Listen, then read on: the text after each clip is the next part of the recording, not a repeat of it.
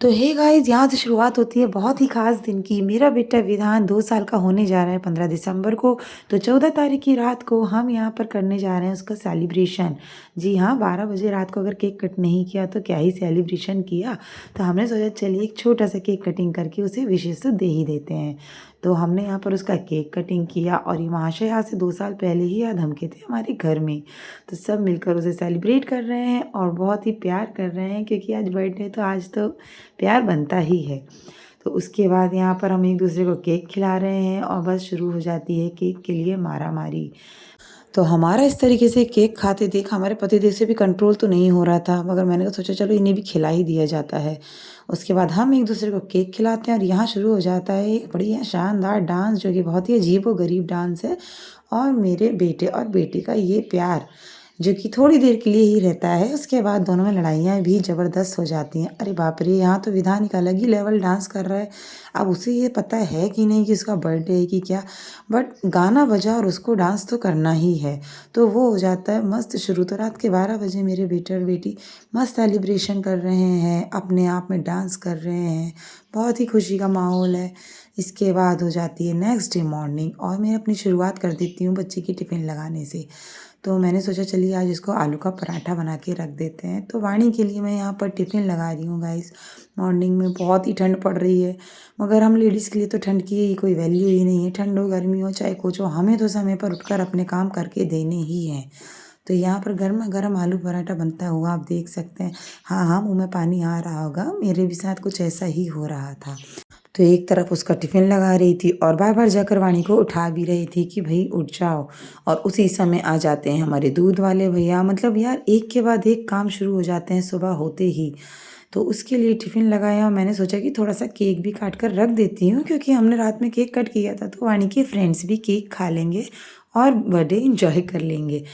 तो यहाँ पर उसका टिफ़िन हो जाता है रेडी गाइस। उसकी बॉटल और टिफ़िन रेडी करके मैं रख देती हूँ उसे उसके बैग में। और फिर यहाँ पर चढ़ जाती है सबसे इम्पोर्टेंट चीज़, यानी कि चाय। चाय के बिना मेरे पतिदेव की तो मॉर्निंग होती ही नहीं है। तो मैंने सोचा झटपट चाय बनाकर उन्हें भी उठा लिया जाए। तो बढ़िया गरमा-गरम जहाँ चाय बनते देख रहे हैं आप। भई मैं तो चाय नहीं पीती हूँ, तो मेरे लिए तो इसकी कोई इम्पोर्टेंस नहीं है, बट उनके लिए तो चाय ही सब कुछ है। तो गरमा-गरम चाय बनती हुई और उतने में ही रोने की आवाज़ आती है विधान की। जी हाँ, बर्थडे बॉय उठकर आ चुके हैं और आज है इनका बर्थडे। यहाँ मैं वाणी को रेडी कर रही हूँ स्कूल के लिए। उतने में मेरे बेटे को भी मुझ पर प्यार आ जाता है और वो आज धमकता है मेरी गोदी में। और यहाँ हम माँ-बेटे एक-दूसरे को बहुत ही प्यार कर रहे हैं। और ये देखिए मेरी बेटी भी क्यों पीछे रहेगी, वो भी चली आती है कि भाई मुझे भी प्यार करो, मैं तो स्कूल जाने वाली हूँ। उतने में ही आ जाते हैं वाणी के ऑटो वाले भैया। वो विधान को करते हैं बर्थडे विश। उसके बाद वाणी स्कूल के लिए रेडी होकर चली जाती है। यहाँ हम सब उसको बाय बाय करते हैं। फिर मेरे सामने मेरे दिन भर के काम की लिस्ट आ जाती है। तो यहाँ विधान को मैं कर देती हूँ बिजी कार्टून लगाकर। दिन भर के काम निपटाने के बाद हम होते हैं विधान के बर्थडे के लिए रेडी। जी हाँ, यहाँ पर मेरा मेकअप स्टार्ट हो जाता है। ये देखिए हम सब रेडी हो चुके हैं। ये है वाणी का फाइनल लुक, विधान का फाइनल लुक। ये दोनों आ जाते हैं सामने कैमरे के और उसके बाद ये देखिए मेरा लुक कैसी लग रही हूँ मैं। तो गाइस यहाँ मैं आ चुकी हूँ अपने मायके यानी विधान के नानू-नानी के घर में। उन लोगों ने यहीं सेलिब्रेशन रखा था, क्योंकि आज बर्थडे था मेरी बहन के बड़े बेटे का भी। जी हाँ, आज मेरे 2 बच्चों का बर्थडे पड़ता है, यानी वैदिक और विधान का। मेरी बहन का बड़ा बेटा और मेरा बेटा। इसके बाद यहाँ पर आप देखिए वैदिक संस्कृति से हम उनका बर्थडे मनाते हैं। मेरे मम्मी-पापा 3 दीपक जलाते हैं, क्योंकि विधान अब तीसरे साल में लगने वाला है। 2 साल कंप्लीट हो चुके हैं।